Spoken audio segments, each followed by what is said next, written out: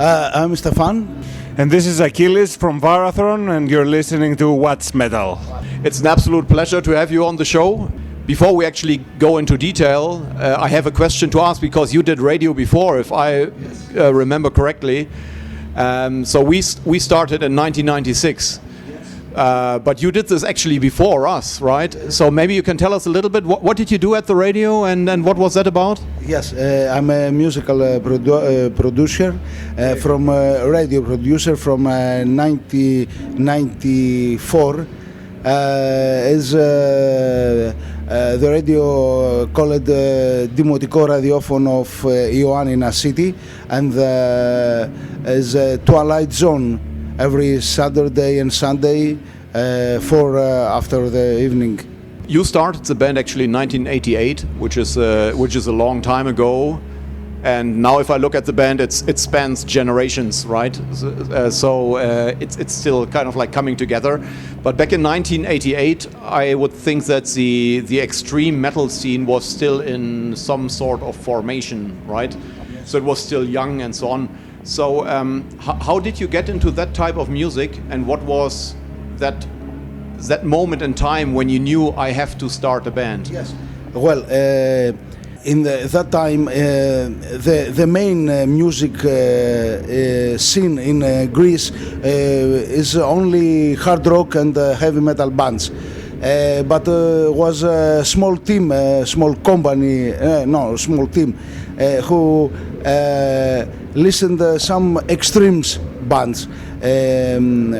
My first drummer, Spiros, Captain Death,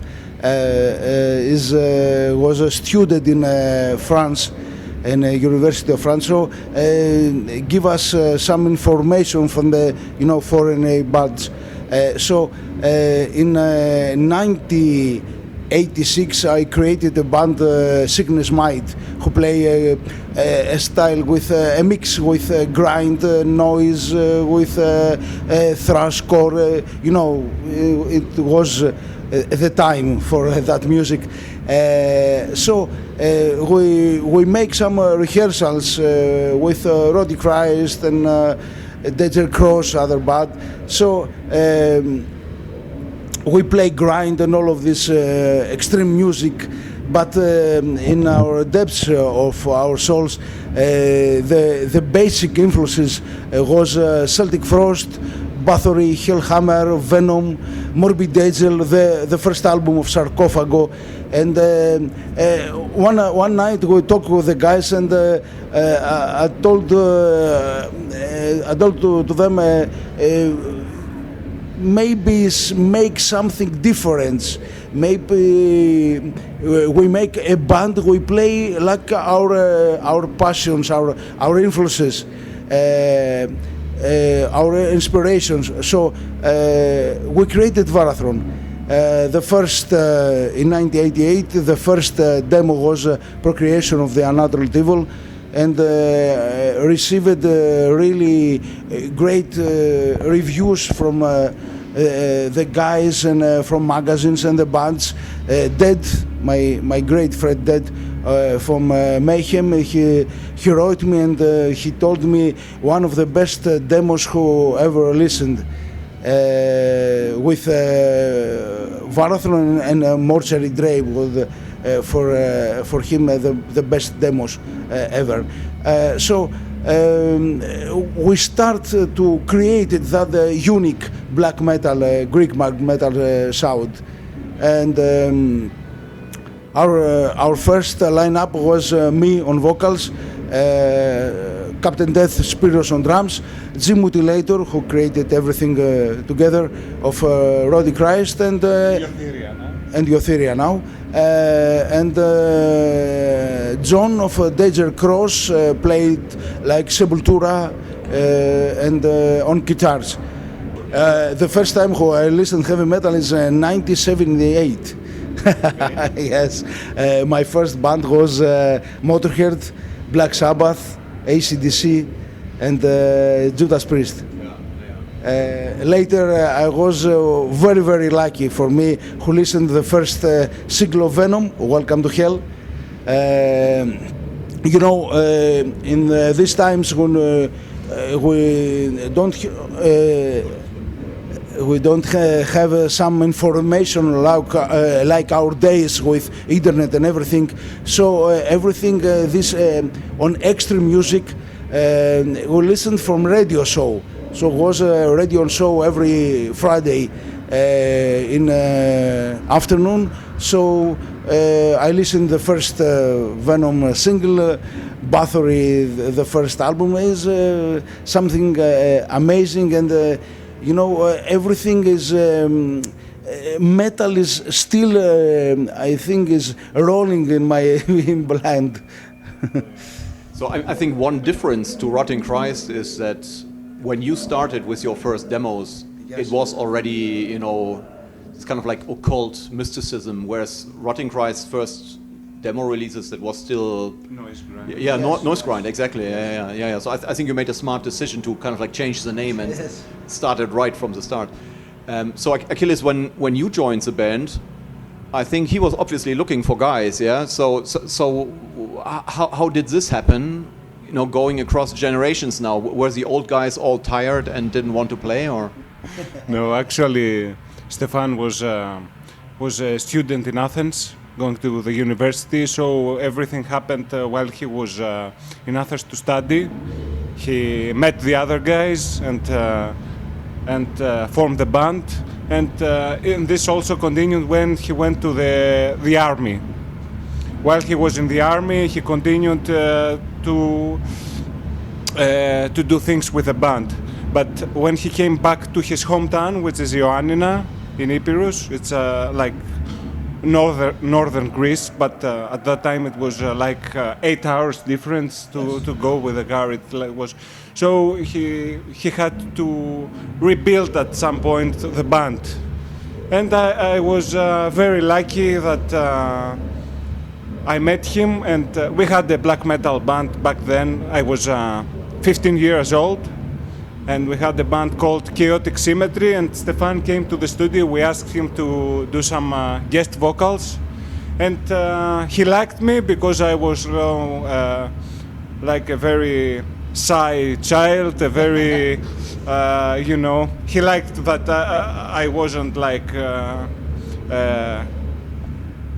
too much of a character, and he asked me if I wanted to join the band, and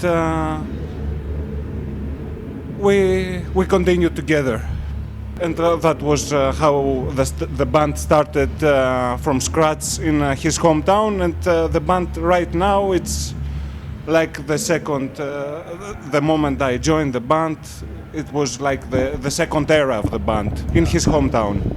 No, I noticed that because you're also more active live now, yeah. Whereas some of the other Greek bands that came from the same time were more continuously active also in the live situation, right? Yeah. I think Stefan always wanted to be an active live band, but there were always problems with the army, with the other guys wanted to, for example, Jim Mutilator wanted to do more stuff with Rotting Christ. He was really into 100% into Varathron and trying to do the best for the band, but he didn't manage to, I think so, he didn't manage to find other members that had the same vision for the band, and I think right now we finally made it. So I think compared to some other Greek bands that started around the same time or a little bit later, let's say Rotting Christ, a little bit later than maybe Septic Flesh and so on, I think Varathron got less attention than the other bands. Do you know what the reason is for that? Was it more that the labels were not interested, or was it more you guys not reaching out enough or promoting the band enough? No, I think the basic reason was the change of the lineup. A lot of changes in lineup, and of course the labels. You know, we have a first era in Athens. Then the band was frozen and move the band in my hometown Ioannina. So all of this is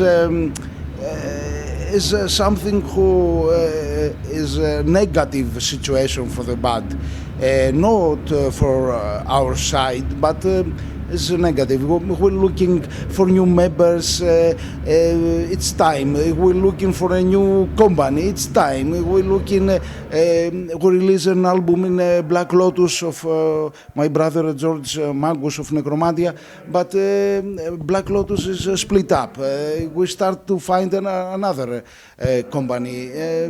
All of this is time, and. See, so in the early days it was a lot of DIY. Maybe it still is now. Like a do-it-yourself attitude. Do you think that this may have changed over the years? If you look around and look at other bands, do you think that they approach music and starting a band in a different way? Definitely, yeah. Definitely. I mean, even for me, which I am much younger than Stefan, in Greece and in our home, we were always having problems with technology. We didn't have the same standards as the rest of the Europe. We were like disconnected, and this problem was solved after the internet era. And of course, right now, I think we are on the same level. We have the same opportunities. But back then, it was completely different. We didn't know how to make the sound. We didn't know how... I mean, at some point, we didn't even know how to make distortion. We just experimenting. But that was a reason for the unique sound of the Hellenic black metal, because we actually didn't know how to do stuff. So, and sometimes that's good. In order to give birth to something different, you have to find your own ways. But nowadays it's more or less the same. We all have the same access to same things. Yeah, but still, I mean, it's undeniable that let's say the Greek black metal sound, even if it's quite diverse, to me at least, was the only thing that stood up against the Scandinavian black metal, right?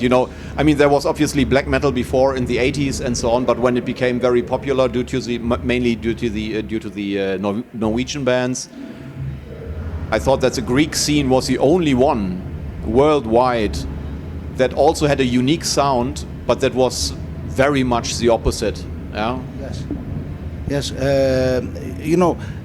I think the Greek metal sound, yes, is unique in worldwide scene, but this sound is unique because I think the basic roots for our bands in extreme scene is the classic heavy metal sound. That's the reason, I think. Of course, Scandinavia has a great scene, of course, but I think it's you have a lot of opportunities with big labels, with a lot of things. Greece is a little more outcasts, in the rest of Europe, in the Central Europe and the Scandinavia. When I saw you playing live tonight, I noticed that, I mean, you're playing songs from the different albums, going back to the very old stuff, to the more recent material, but it all fits very well together. So, even though there's so much time in between, do you think that you have a certain recipe to make it fit in the live scenario? Because I think when I listen to the records, obviously there are sound differences, yeah, from the very early stuff to the stuff that you play live, play now on the recent albums. Yeah, I think the newer stuff, at least from the last two albums, we started using much more influence from the Varathron demos, from the Varathron 2 first albums. So the sound is much more modern and much more well worked, but it's more or less the same stuff. I mean, when we recorded, for example, Patriarchs of Evil, the idea we had on our minds was to get the best elements from the demos from the first albums, because we were already playing these tracks live. At some point, we were playing all the demos, all His Majesty at the Swamp. So we wanted to get the best elements from our own work, and build on this. So I think it's not that difficult to perform all the old stuff and the newer stuff on the shows, because it's more or less the same things, just different eras, so the sound changes, but the ideas and the concept is the same. And I think the feeling is the same in all albums. The feeling, same lyrics. Yes, and the feelings, all of this, the ancient spirits, metal spirits. Just I say the mid-tempo stuff, not trying to make it too fast or something. Just go with it, be tough, be strong, be spiritual. So before you go on stage then to play, is there a certain ritual that you have, or a certain routine that you follow, or do you just plug in your instruments and play? I think every gig for us, every show is really is a ritual. Yes, it's a ritual. It's not a business stuff. No, never. Because all of this we make it from our hearts. We have a lot of passion for this, and from my side, I try to make it ever until my death. So I think it's not something like a routine. I think it's something special. Stefan is so passionate about this, so passionate that he also sent this. This passion goes to us too, and that I think the only ritual between us exactly before the shows is the brotherhood. That we are all on this for the same reason, for the passion, and to create the show that we will enjoy and give everything. I mean, this comes across in the live situation very well, actually, because I think the band also connects with the audience. Yeah, it's not that you're just standing there playing your songs. I mean, there's a lot of interaction going on. Yeah. Was it difficult to convince you guys to play here in the middle of nowhere in Germany? I think this is a one-off show, right? It's not linked to any tour or. It wasn't hard. No, not at all.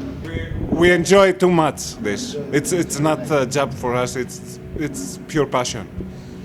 Okay, so the show is called What's Metal? So what do you think is metal actually? Is there a definition for it, or is there a description? Metal